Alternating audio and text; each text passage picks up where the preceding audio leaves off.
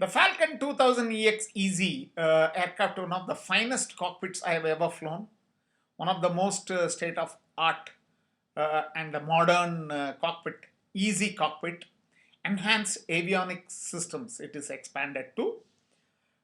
So I thought I will do the series of lessons for EX Easy aircraft, especially easy cockpit followed by EX Easy aircraft.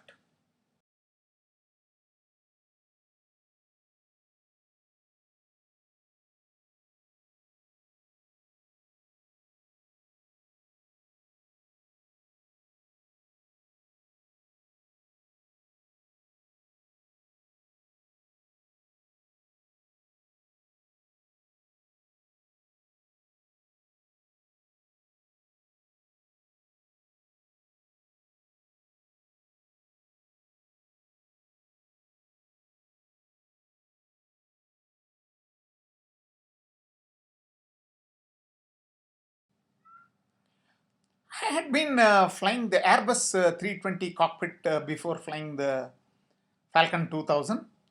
So when I was undergoing type rating on Falcon 2000 EX Easy, it was initially difficult for me to understand the philosophy, and I thought it was a very difficult philosophy to adapt. But over a period of time, then I realized that not very many of us have understood the easy cockpit philosophy uh, immediately, and so the instructions were accordingly not enabling easy understanding of the easy cockpit. Anyway, over a period of time, I realized that how easy it is to fly the easy cockpit once you understand the philosophy and everything. Okay, let's get on to the subject.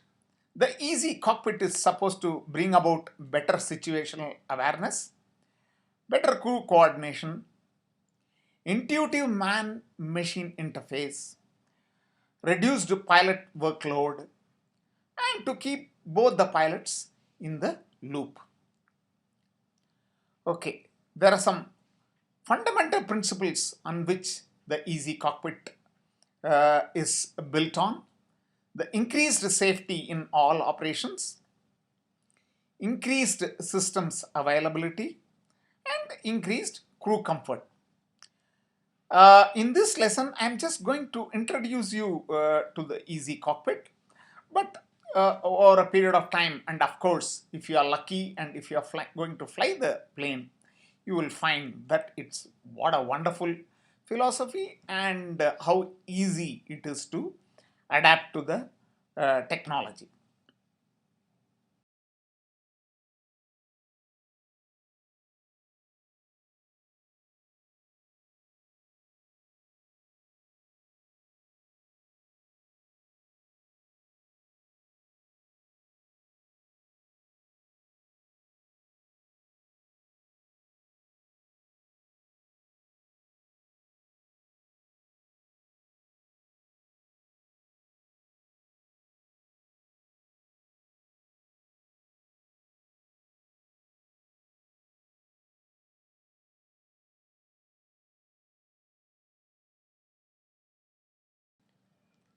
Here I try to project the flight deck layout, the upper overhead console, the instrument panel, and this is a schematic picture of the flight deck. Though it looks like a traditional layout, I can assure you, as you learn more, you will appreciate there are much more differences. In fact, as you fly, there are hardly any operations and almost everything is automated. So you will realize it. I'm going to explain all these components one by one. May not be in great detail in this lesson because this is just an introduction. However, it will help you move forward to understand the easy cockpit. So I just want you to have a good look at the general layout. And I'm going to explain this a little bit more in detail in the subsequent as we follow.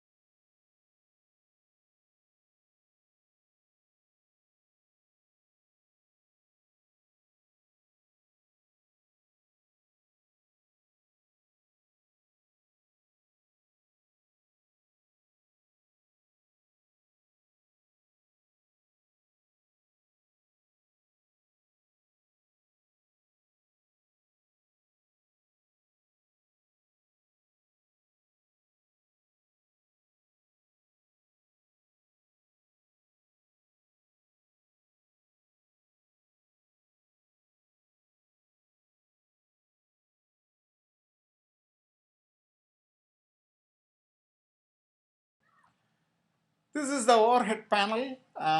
It's like any other traditional overhead panel.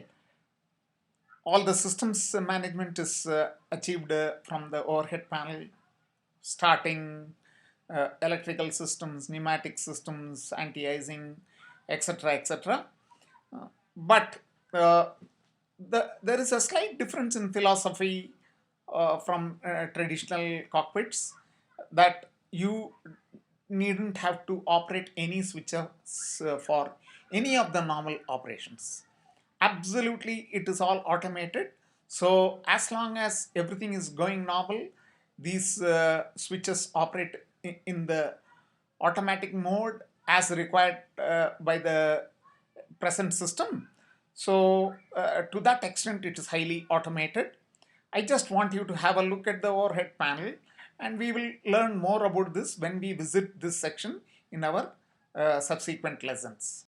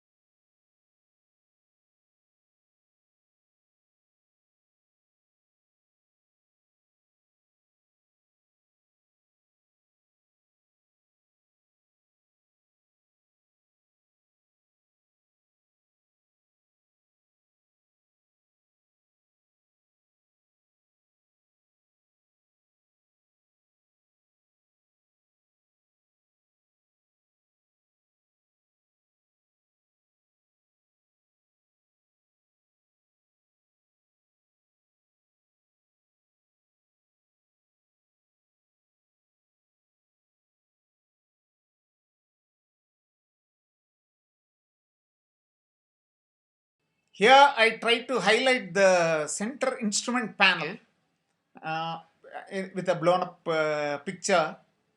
I wonder if you are able to make out subtle differences from the earlier cluttered cockpits which you have flown earlier. I simply want you to notice the simplicity of the display units, which I will be explaining to you in this lesson.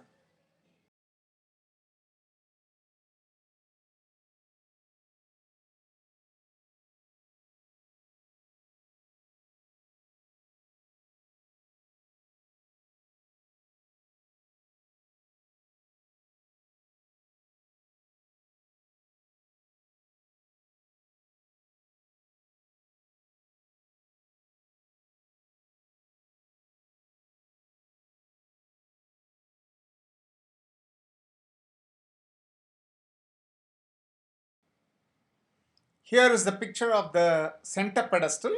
Of course, here it is just called the pedestal. And again, please notice that there are not too many controls and switches on this panel. Of course, there is a center thrust levers, and there are some data entry units, and I want you to notice two unique structures there. The trackball, which I'll be explaining to you in this detail. This is the uniqueness of this easy cockpit, which uh, which which uh, which will need a little bit elaborate explanation, and which we will be trying to do as we proceed on various lessons.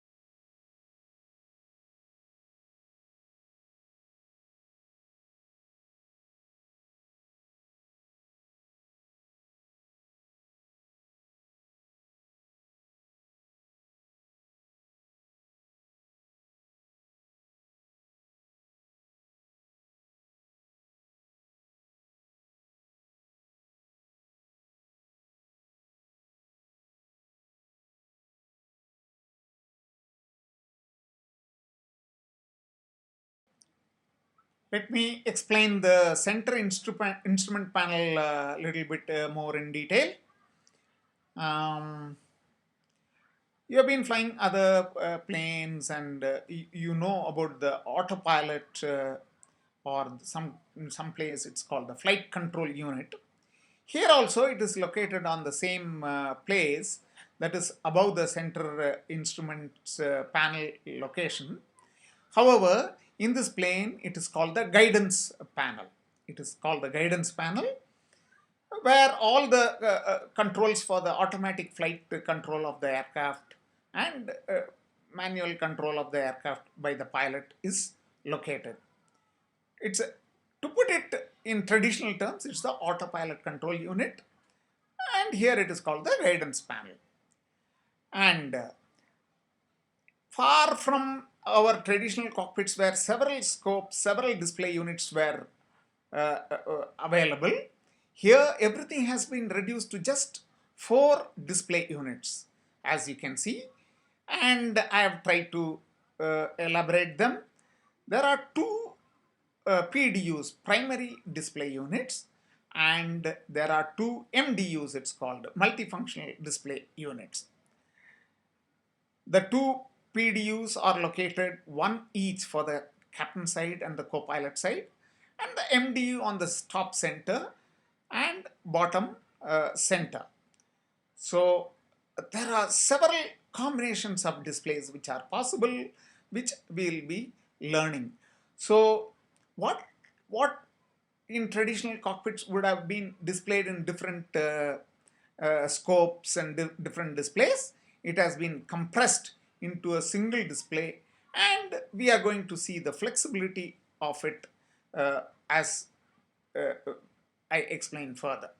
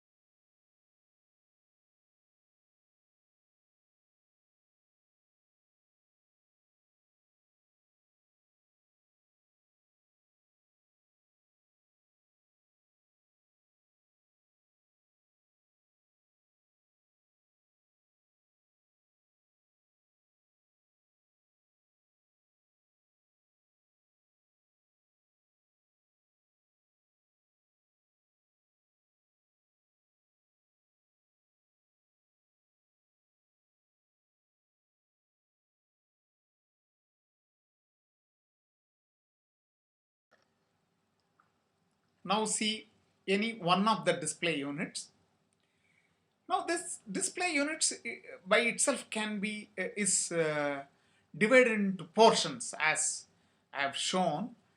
The basic divisions are only the top left side is two-thirds of it is separately displayed, and remaining one-third also can be separately displayed. Similarly, the upper and the lower half are displayed at half portions of each. So this is a basic splits possible in the display. That means a basic display unit is represented in this form. That is the two-thirds, the one-third on the lateral side, and half on the top and bottom longitudinal orientation. So what is displayed within this portions, that will depend on the display unit per se, and there are several combinations which are possible, which we will see.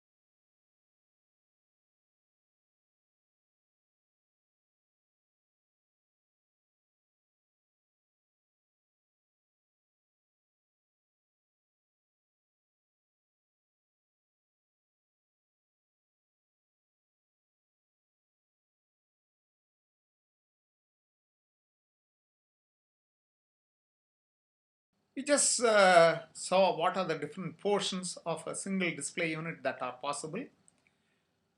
As I was telling you, these portions can be combined, that the top half and the bottom half, the left one-third and the right the left two-thirds and the right one-third can be combined, and in some scenarios the entire screen can be combined into a single display, as I have shown.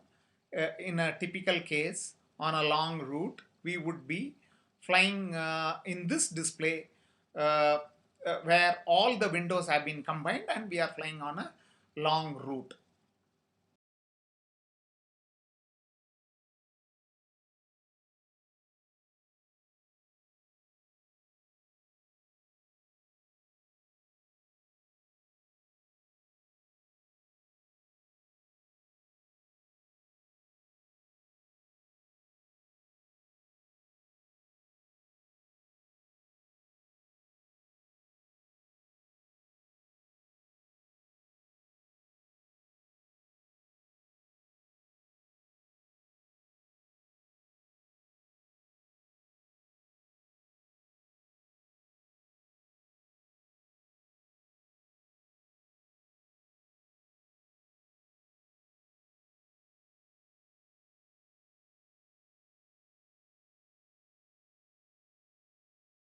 I have tried to highlight the primary flight display, the bottom two-third and bottom half, left bottom two-third and the bottom half portion, which gives the compass and compass indications.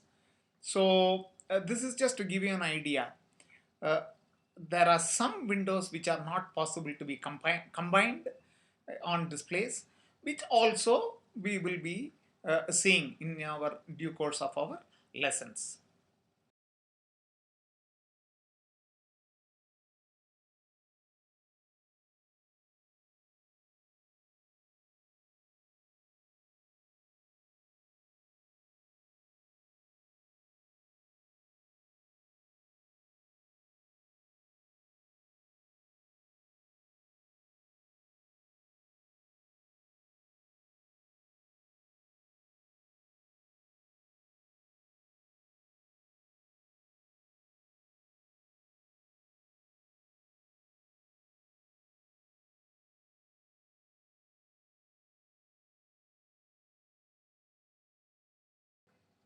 Next, I'm going to introduce you to the most interesting and the most unique feature of this easy cockpit.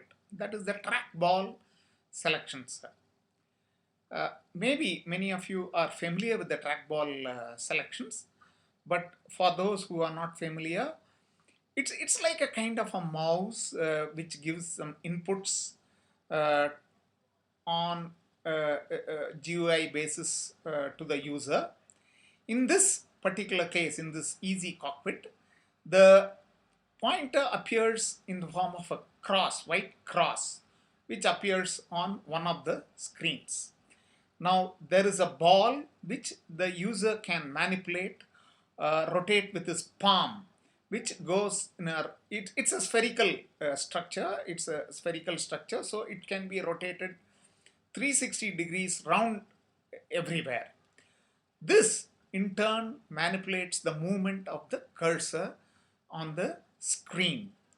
So to cut the to put it simply, the philosophy, place the cursor wherever you want. Place the cursor wherever you want, and it will highlight it, the particular window or the slot within the window, and then you can click it and then select that particular selection.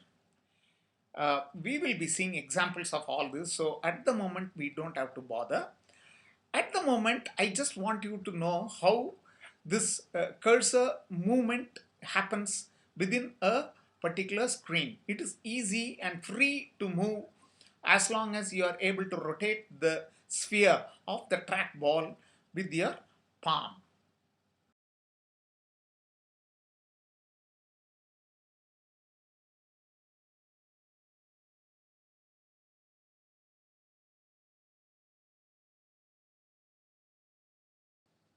Now, the pilot and the co-pilot has got their own trackball selections and their own cursor management systems.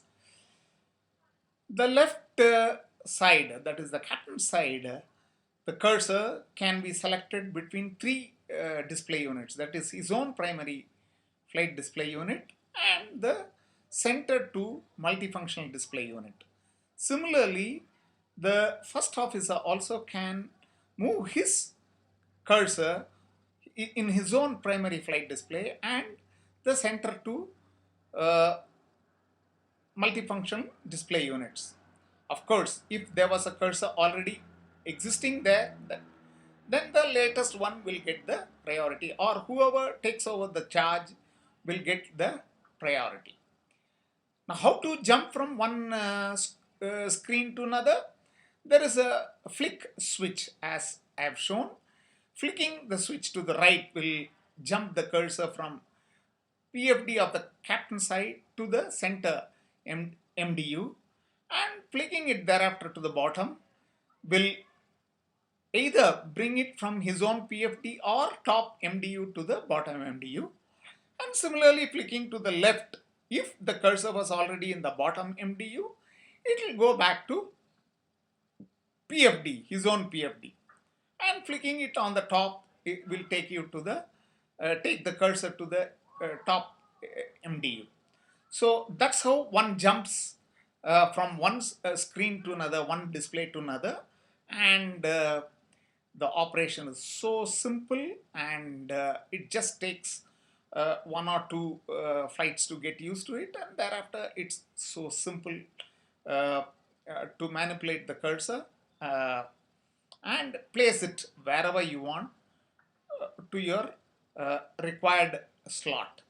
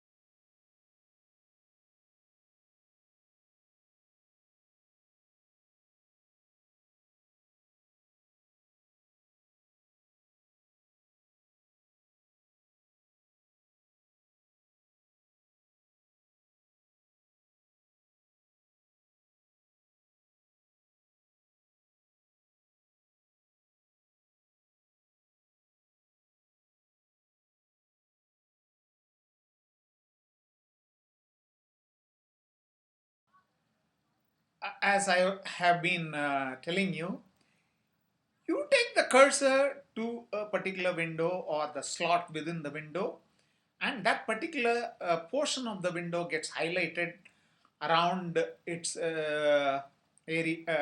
perimeter in a magenta lines as shown.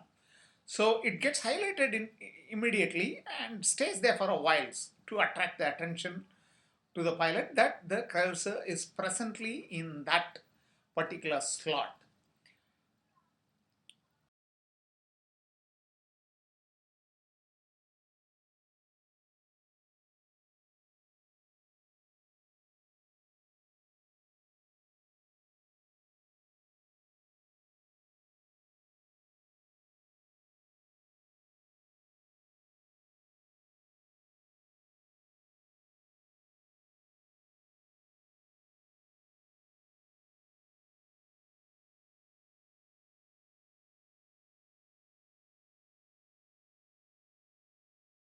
Next important component which I want to introduce you all to is the multifunction keyboard. Traditionally, in other aircraft, it will be called by flight management computer, FMS, flight management system, management guidance computer, etc. In this aircraft, it is called the multifunction keyboard. Of course, the functions which it performs are very close to what a normal aircraft component will otherwise function. That is the MCDU or something like that. But I just want to highlight in this particular unit, there are some shortcut keys which I have highlighted. Pressing the shortcut keys will take you to the particular slot on the screen wherever the cursor is, so that it is available for immediate and quick access to the pilot or the co-pilot, as the case may be. As you can see, there are several shortcut keys, VHF, HF, satellite communication, air traffic control, etc., traffic, etc. So this is another unique feature of this easy cockpit. So pressing this particular button will take you to that particular slot wherever your cursor is.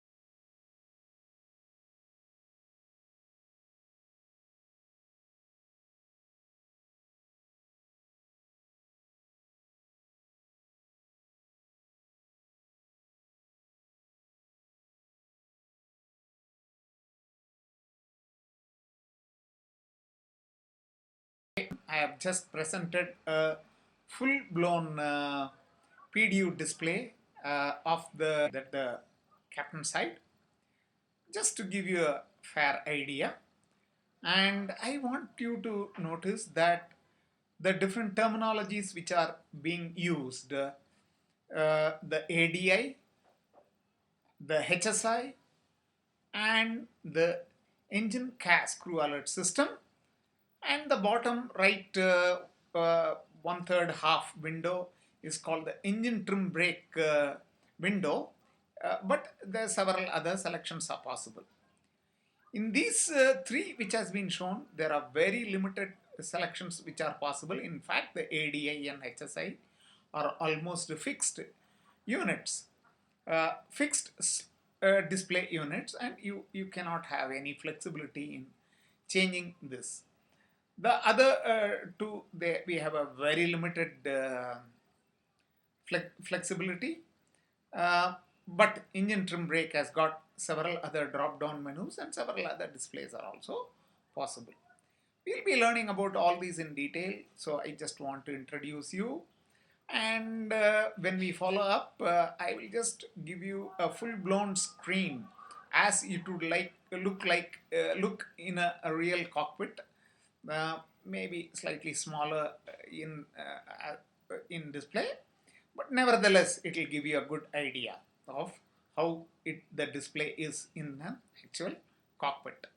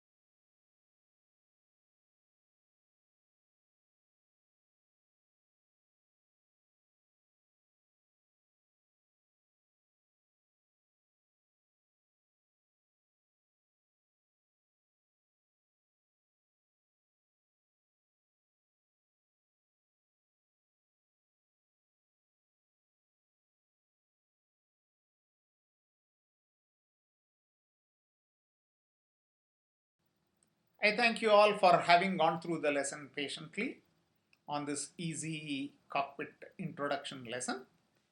It has been a rewarding experience for me to make this lesson. Of course, been a challenging one to make the graphics, but it has been rewarding in several ways because I feel very satisfied that I've been able to present the graphics well, which I'm sure those of you who are aspiring to carry out a typewriting on EXEZ will find it very beneficial as an introductory lesson. Of course, we are going to follow it up with detailed lessons. Uh, Once again, I thank you all, and please feel free to offer your comments on the Gmail ID which has been given below. Thank you once again.